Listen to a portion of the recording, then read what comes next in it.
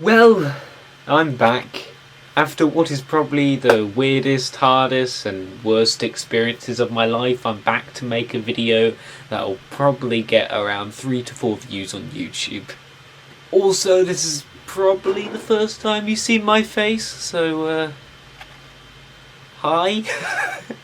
The Doctor Who fandom is an odd place right now. Series 11 has divided the community a lot. The problem isn't the quality of Series 11 though, it's just how the fandom treats it. You can't find Series 11 just okay. You either think it's the best series of all time or the worst series of all time.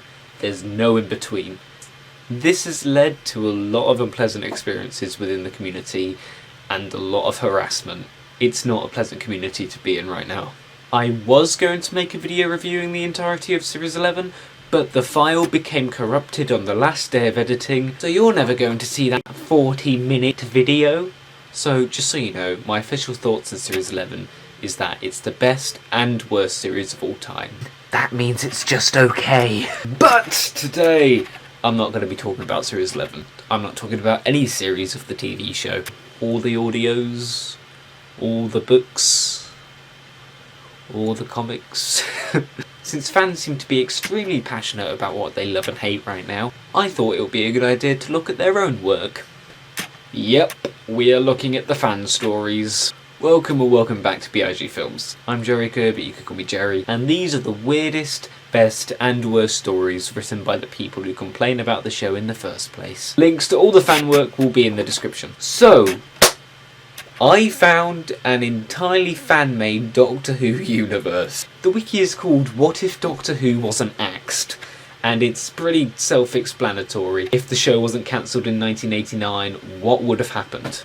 Well, have no fear, the answer is here. The wiki says that information is based off fact, but since it goes all the way up to present day, I highly doubt that they planned every detail in the show 30 years in advance. So what are the differences between modern Who and this version of Doctor Who? Well, every Doctor past the 7th Doctor is played by a different actor, with completely different stories. The 8th Doctor is played by Richard Griffiths, who you might know from Harry Potter. The 9th Doctor is played by Paul McGann. Apparently he's too good of an actor for the fans to say no to him being a Doctor. The 10th Doctor is played by Richard E. Grant, which for some reason is styled after the comic relief version and not the serious version of the Doctor that he played. The 11th Doctor is played by Anthony Head. I have no idea who thought that would be a good idea.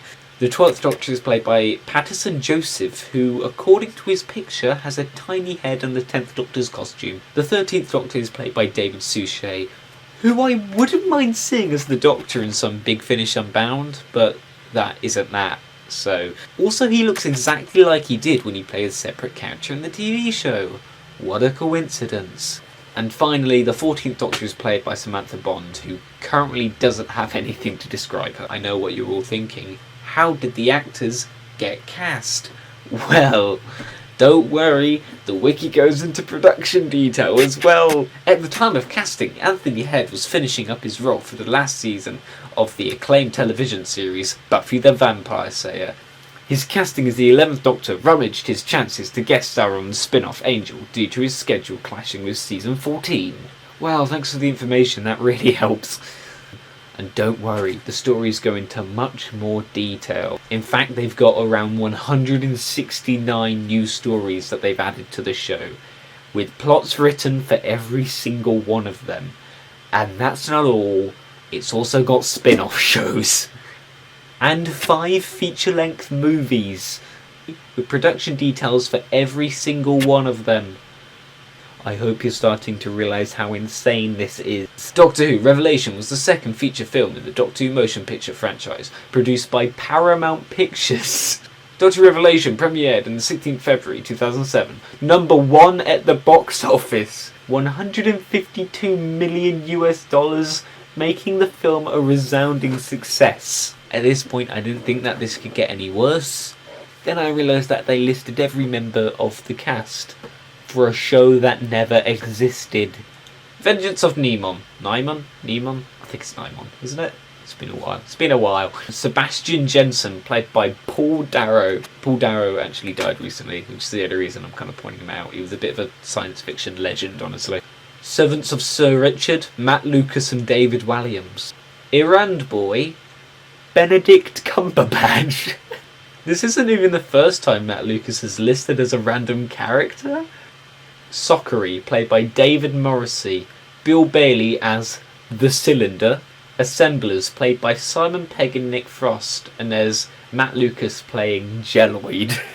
The extremely big problem here is there's no one to tell them to stop. There's no money involved or anything. It's just some kid's imagination. So suddenly you end up with Henry Cavill playing Bar McGuan.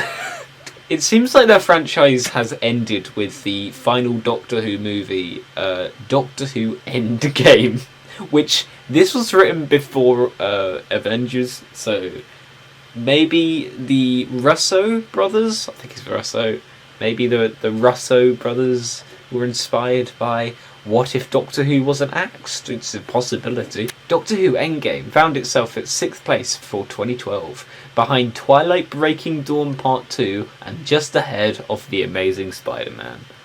I could go on details, but I think I went on about it for too long.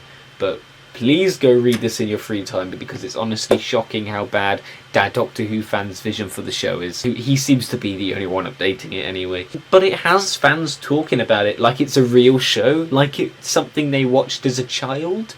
I don't understand it. Hi, sorry about the bad audio quality here, but while editing I found this post, which proves exactly what I was talking about.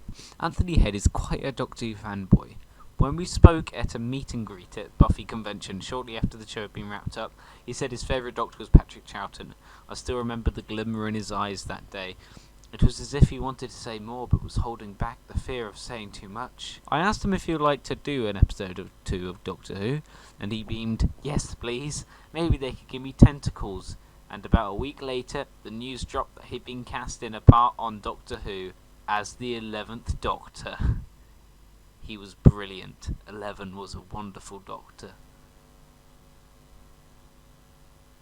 It's... what? I don't get it. This never happened. This never ever happened.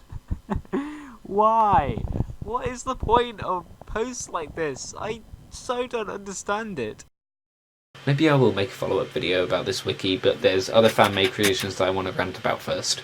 There's nothing wrong about making or writing this wiki, though. It's just that the detail is so weirdly specific and random that it just doesn't make sense to me. I'm sure it's healthy to have a writing hobby like this to practice and to practice writing and storytelling skills and tools for the future. So I don't want to see anybody annoying the creators about this being stupid or whatever, because it's not. It's just a bit odd. Well, thanks for watching till the end of this video. A like will help me so much more than you think, and subscribing would be even better if you want to. Thanks for supporting my little channel. I will try my best to become active this time. Also, while you're here, if you like games, you could go subscribe to my mate B.I.G Games.